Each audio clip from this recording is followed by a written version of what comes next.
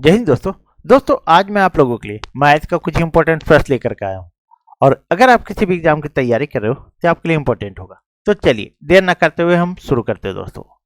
तो देखिए पहला प्रश्न है, यदि किसी वृत्त की त्रिज्या 50% वृद्धि कर दी जाए तो इसके क्षेत्रफल में कितनी वृद्धि होगी। अब इस तरह के प्रश्न में आपको कुछ भी नहीं करना है दोस्तों, 10 सेकंड में प्रश्न बनेगा। तो देखिए क्या करना है, 50% की वृद्धि त्रिज्या में की जा रही है। तो जब भी कोई भी चीज होता है अपने आप में 100% और ये वृद्धि हो रहा है 50%, तो कितना हो जाएगा 150% गुने 2 बार कर दीजिए 150, ठीक है। और बटा में परसेंटेज में है तो 100 कर दीजिए, बटा में 100। अब काट दीजिए, ये जीरो ये जीरो ये जीरो ये जीरो। अब कितना आएगा, 15 रहे 225 आ जाएगा, ठीक है। अब 225 आया तो कितनी वृद्धि हुई, यानी कितने प्रतिशत की वृद्धि हुई। कोई भी चीज अपने आप में 100% होता है, तो ये वृद्धि कितनी होगी, वृद्धि बराबर, तो 225 में 100 को घटा दीजिए तो आपका 125% आएगा दोस्तों। यही हमारा आंसर हो गया, ठीक है। 100 से अधिक आता है तो वृद्धि होती है और 100 से कम आता है तो कमी होती है। यहाँ 100 से अधिक है यानी 225 है, तो वृद्धि कितना हो गया, तो 125 हो गया। चलिए आगे बढ़ते हैं। अब देखिए दूसरे नंबर प्रश्न दोस्तों एक बार वीडियो को पॉज कीजिए और देखिए कि आपसे ये प्रश्न बनता है या नहीं बनता है, क्योंकि देखिए ये पूछा हुआ प्रश्न है और इस तरह का प्रश्न हमेशा एग्जाम में पूछता है। तो चलिए आप लोग देख लिए होंगे, मैं बताता हूं। एक गाड़ी की पहिए की त्रिज्या 0.25 मीटर है। 11 किलोमीटर दूरी तय करने में यह पहिया कितना चक्कर लगाएगा। आप लोग पेन और कॉपी ले करके बैठिए दोस्तों। तो एक चक्कर, देखिए पहिया जब भी होता है तो गोल होता है, क्या होता है, गोल होता है। अब जो है यह दिया हुआ है त्रिज्या, तो ये केंद्र से आकर के ये परिधि में जो मिलती है उसे त्रिज्या कहते हैं। ये कितना 0.25 है, कितना है 0.25 है दोस्तों, ठीक है। और ये घूमेगी तो जब भी तो ऐसे इस तरह गोल घूमेगी, ठीक है।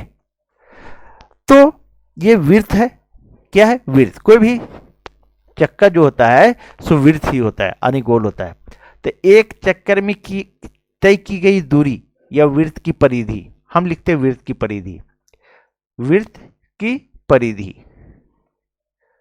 परिधि बराबर, इसका फॉर्मूला होता है 2πr। यह फॉर्मूला होता है दोस्तों, यानी एक चक्कर में तय की गई दूरी।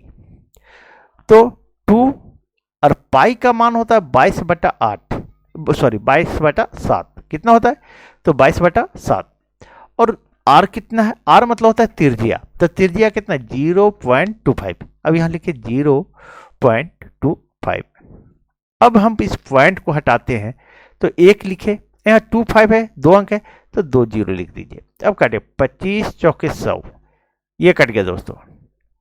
फिर काटिए 2 से 2 बार में, 2 दूनी 4, फिर काटिए 2 से तो 11 बार में, तो 11 दूनी 22, तो कितना गया दोस्तों, ऊपर में 11 बचा और नीचे 7 बचा, तो ये हमारा आ गया 11/7 आया दोस्तों।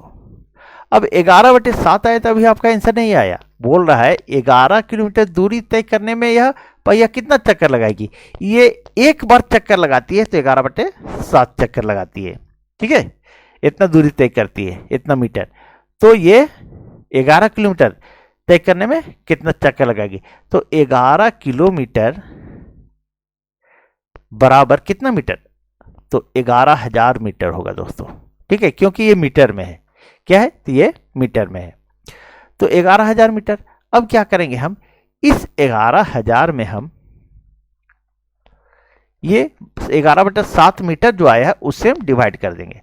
अब जब हम इस तरह डिवाइड करेंगे तो ये 11,000/11 और ये 7 ऊपर आ जाएगा। अब इसको काट दीजिए, 11 को 11 से एक बार में और ये 3 जीरो, तो 1,000 आया।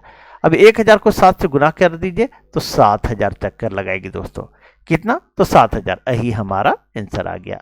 तो सही आंसर क्या आया दोस्तों, तो सही आंसर ए नंबर आया। सिंपल सा प्रश्न था दोस्तों। चलिए आगे बढ़ते हैं और नेक्स्ट प्रश्न को देखते हैं। अब देखिए तीसरे नंबर प्रश्न दोस्तों। तीसरा नंबर प्रश्न है आपका, दो संख्याएं 3 और 4 के अनुपात में है तथा इनका गुणनफल 96 है, तो इनका योगफल कितना होगा। देखिए दोस्तों, ये थोड़ा सा 3 और 4 नहीं है, थोड़ा सा यहाँ मिस्टेक हुआ है टाइपिंग में। ये जो है दोस्तों 3 और 2 था, टाइपिंग में मिस्टेक की है, ये 2 था दोस्तों। तो 3 और 2 के अनुपात में इनका गुणनफल 96 है, तो 3x गुने 2x बराबर 96 गुणनफल है, यानी बीच में गुना का चिन्ह है। अब क्या कीजिए, 3x और 2x को गुना कीजिए तो 6x स्क्वायर आएगा बराबर 96। अब क्या कीजिए, 6 से काटिए तो 16 96, ये कट गया और आया x स्क्वायर। अब x है ये 16, ये स्क्वायर को जब बराबर के बाद इधर आता है तो ये रूट आ जाता है दोस्तों, तो x बराबर कितना आएगा, तो 4 आएगा।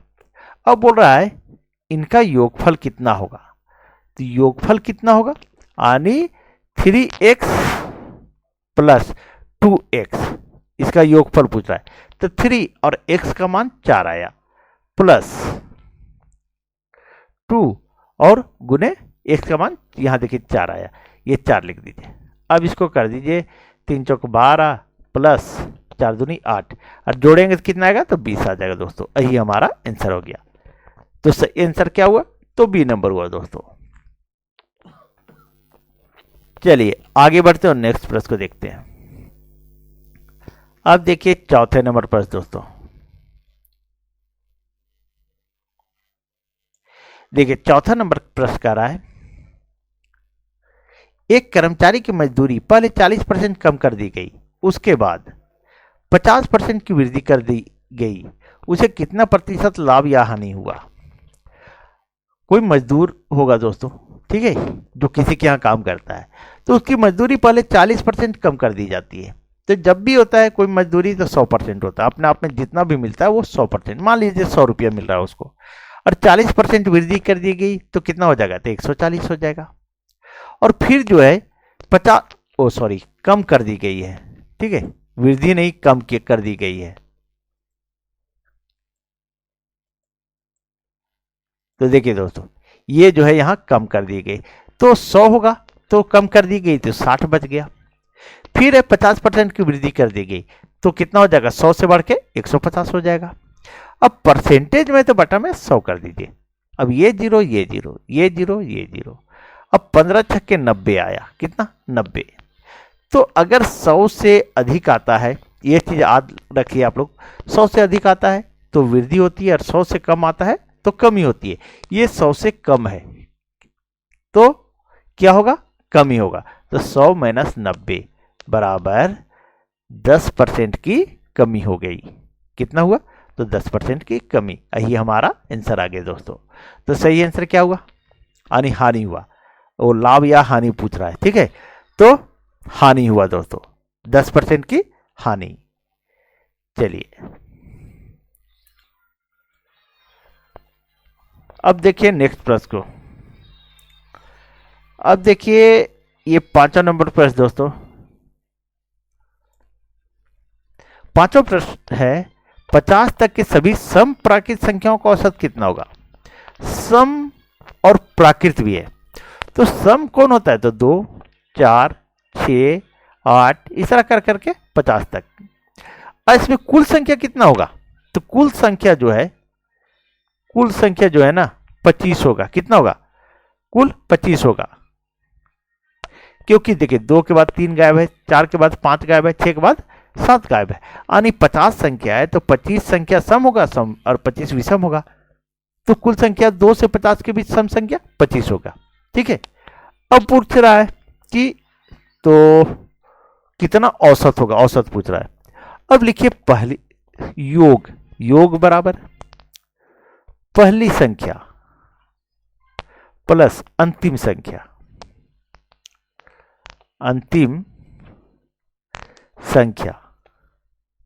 बटा 2 गुने कुल संख्या, ये फॉर्मूला है दोस्तों। अब पहली संख्या क्या है, 2 प्लस अंतिम संख्या क्या है, 50 बटा में कर दीजिए 2 और गुने कुल संख्या कितना है, तो कुल संख्या 25 है। कितना है, तो 25। अब यहां लिखिए ये 52 हो जाएगा और ये 25 हो जाएगा, बटा में 2। अब काटिए 26 बार में, कट गया, 26 दूनी 52। इसको गुना कीजिएगा 26 को 25 से, तो आपका 650 आ जाएगा। ठीक है। अब देखिए, अब बोल रहा है औसत, इन संख्याओं का औसत, तो औसत बराबर होता है संख्याओं का कुल योग। तो कुल योग कितना आया है, तो 650 बटा कुल संख्या, तो कुल संख्या कितना है, तो 25 है, ये 25 लिख दीजिए। अब इसको काट दीजिए दोस्तों, तो 25 दूनी 50, 25 दूनी 50, और कितना बच गया, ये 15। एक मिनट दोस्तों, हाँ ठीक है, ये 150 बच जाएगा दोस्तों। ठीक है, तो जब 150 बचेगा तो 25 छके 150, ये कट गया। यानी औसत कितना आएगा, तो 26 आएगा दोस्तों। यही हमारा आंसर हो गया। तो सही आंसर क्या हुआ, तो सी नंबर हुआ दोस्तों। बस इसमें याद रखिए कि योग बराबर, पहले योग निकाल लिया, पहली संख्या प्लस अंतिम संख्या बटा 2 और गुने कुल संख्या। ठीक है, ये इतना निकल जाएगा, बस औसत निकल जाएगा। चलिए दोस्तों, अगर आप लोग को वीडियो अच्छी लगी हो तो प्लीज़ वीडियो को लाइक करें, चैनल सब्सक्राइब करें और वीडियो को अधिक से अधिक शेयर कर दीजिए। तो चलिए कल मिलते हैं। Thank you.